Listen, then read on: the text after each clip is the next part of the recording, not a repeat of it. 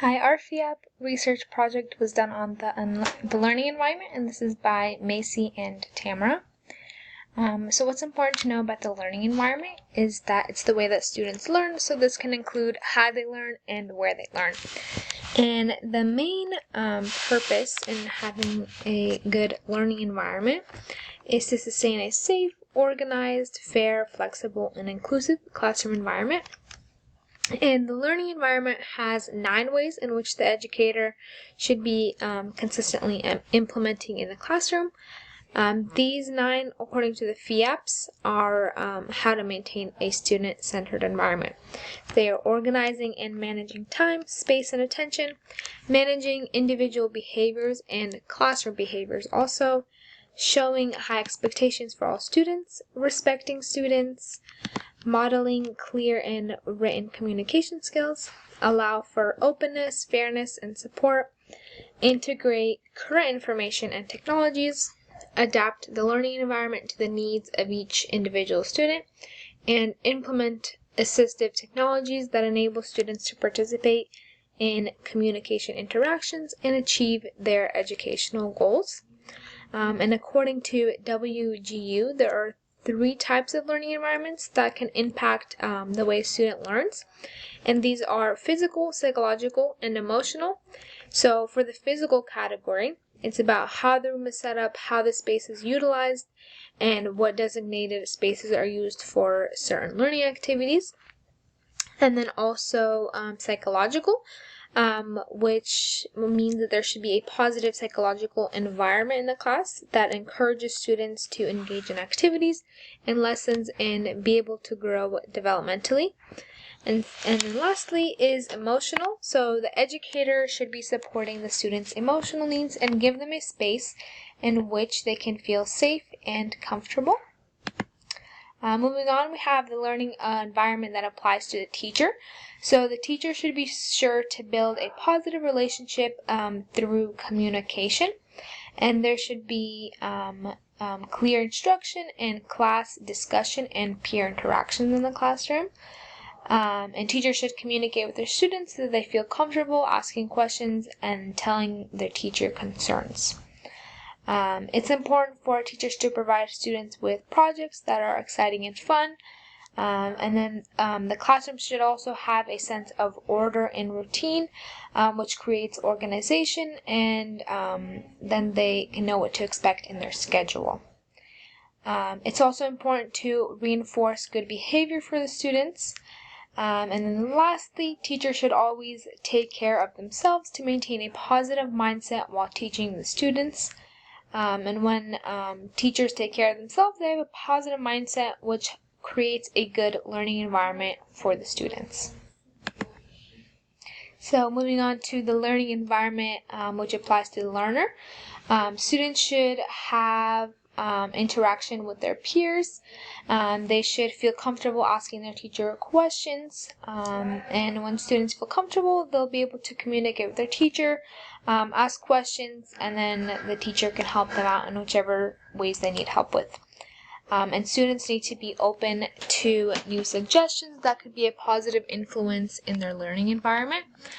And students need to let a teacher know if there's certain people they don't work well with that can prevent any issues in their instruction.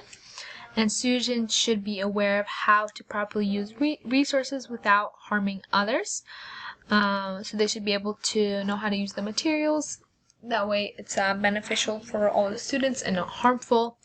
And then students need to be mindful of giving their peers a quiet space to get work done and be respectful of everyone in their classroom. And so the learning environment, when applying to instruction, the instruction in the classroom should be spaced out time correctly. That way there's enough time for all the activities throughout the day. And instruction should be organized and well thought out, because when instruction is organized, the students will be able to achieve all their academic skills and goals because they're reaching the objectives and standards that they need. And then when it's organized, inclusive, and collaborative, it allows for students to have more opportunities and is more effective, and it is useful in their learning. And then also implementing technologies in the classroom is good for all students, especially those that actually need it to be accommodated for them to be able to learn. And so the way that the learning environment impacts students in their learning is that the learning environment, when done properly, can be positively effective for students. And when it's positively effective, it should be organized, fair, and accommodating to all students. And when the learning environment in the classroom is safe, organized, fair, and inclusive, it helps the students be comfortable in their environment, and then they'll be able to ask the teacher more questions, have more discussions, and feel free to be open with themselves. And when a learning environment is not correctly done, it can affect the way students learn.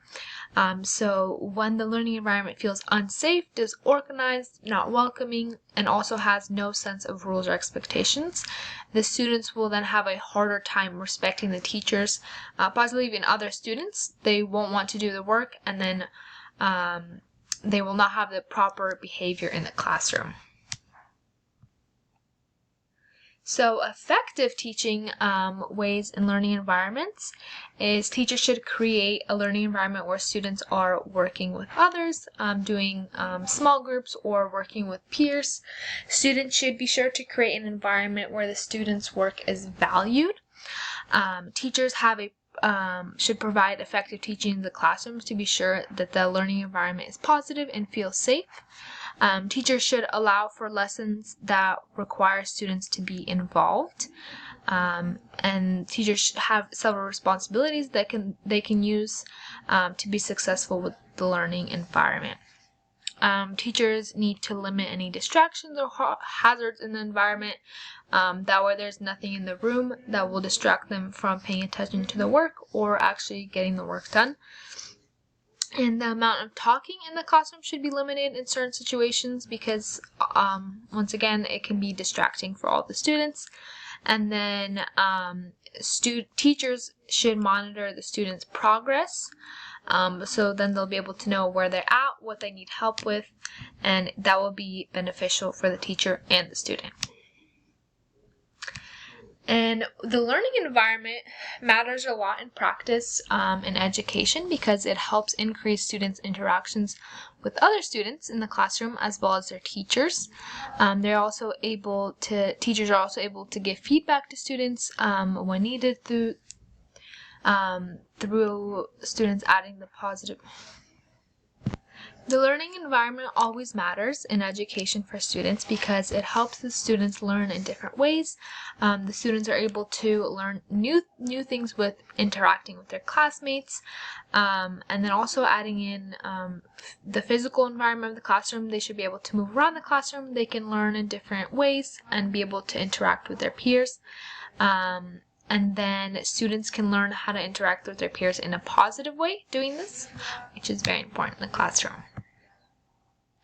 And so the resources, materials, or support you'll need for the learning environment is that all these things that support the help of the learning environment should be organized. So whatever you're doing for the lesson or the activity, it should be organized and well thought out before doing the actual lesson or activities. Teachers should be sure to provide safe and durable materials for the students to use in all their activities and lessons.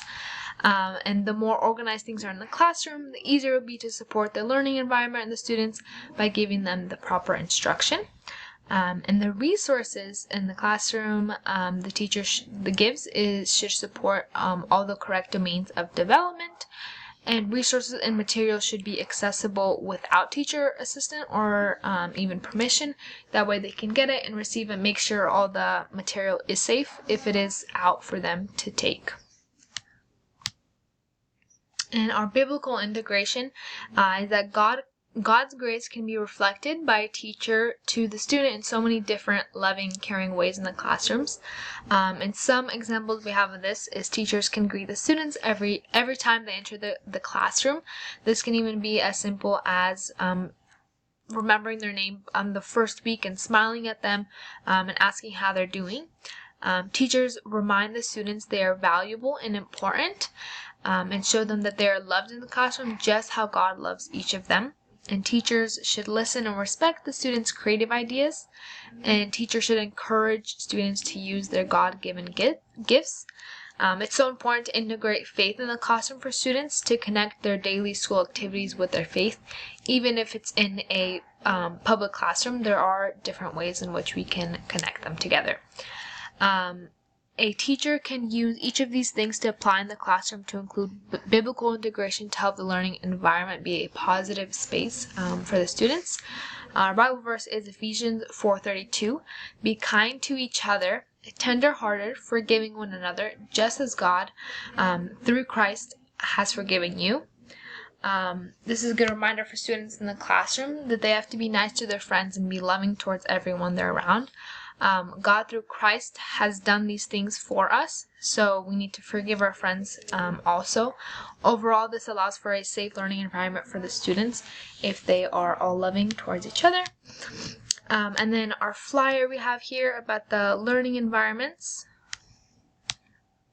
And then it just kind of has everything you need to know about the learning environments. That's everything. Thank you.